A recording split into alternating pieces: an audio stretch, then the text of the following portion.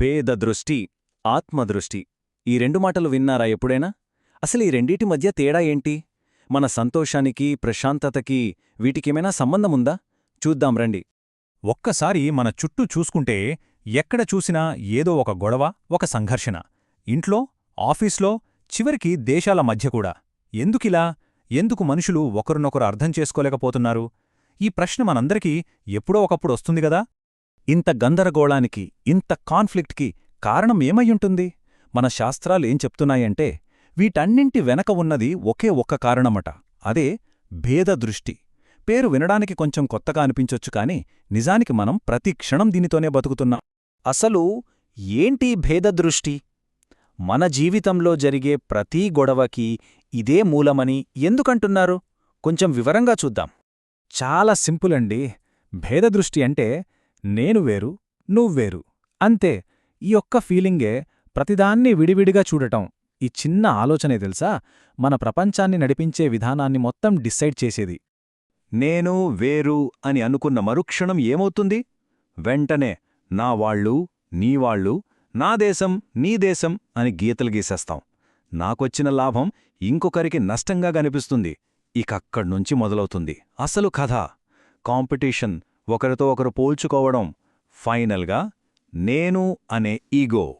ఇక్కడ మనం గమనించాల్సిన విషయమేంటంటే మన ఎకానమీ, మన ఎడ్యుకేషన్ సిస్టమ్, చివరికి మన రిలేషన్స్ కూడా అన్నీ ఈ భేదదృష్టి అనే ఫౌండేషన్ మీదే కట్టబడ్డాయి.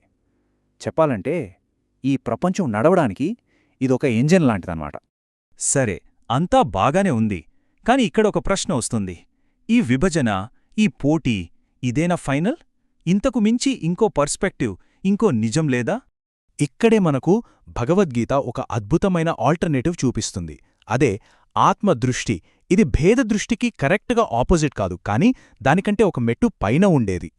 అంటే ఏంటంటే మనకు కనిపించే రూపాలు వేరు కావచ్చు, మన శరీరాలు, మన అభిప్రాయాలు అన్నీ వేరువేరుగా ఉండొచ్చు. కాని వీటన్నింటి వెనుక అందరిలోనూ ఉన్న ఆ లైఫ్ ఫోర్స్, ఆ చైతన్యం, అదే ఆత్మ.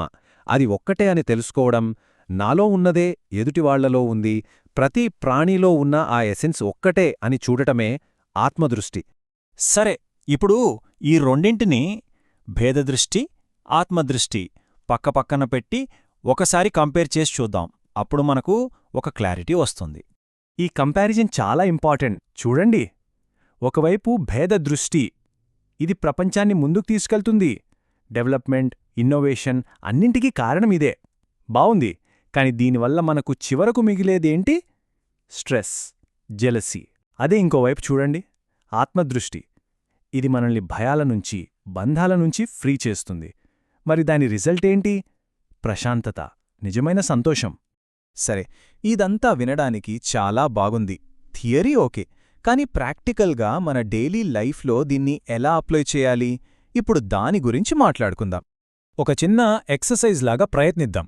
నెక్స్ట్ టైం ఎవరైనా మనపై కోపపడినా లేదా మనతో గొడవపడినా వెంటనే వాళ్ళని శత్రువులా చూడకుండా ఒక్క క్షణమాగి ఇలా అనుకుందాం, నాలో ఉన్న అదే స్పార్క్, అదే చైతన్యం వాళ్లలోనూ ఉంది.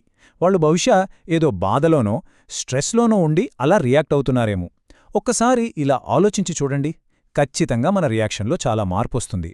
అయితే ఇక్కడొక పాయింట్ క్లియర్ చేసుకోవాలి. భేదదృష్టి అంటే అదేదో కంప్లీట్గా తప్పు అని కాదు. ఈ ప్రపంచంలో మనం బ్రతకాలంటే, మన పనులు మనం చేసుకోవాలంటే అది అవసరం. ఒక డాక్టర్కి పేషెంట్ వేరు, టీచర్కి స్టూడెంట్ వేరు. అది ప్రాక్టికల్ రియాలిటీ. కానీ అసలు పాయింట్ ఏంటంటే కేవలం దాంతోనే ఆగిపోతే లైఫ్ ఇన్కంప్లీట్గా ఉండిపోతుంది.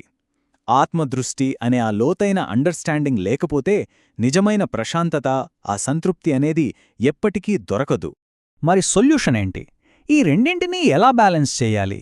దాన్నే భేదంలో అభేద జీవనం అంటారు.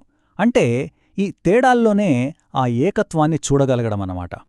అందుకే ప్రపంచంలోనే ఉందాం, మన బాధ్యతలు నిర్వర్తిద్దాం, భేదదృష్టితో చెయ్యాల్సిన పనులన్నీ చేద్దాం.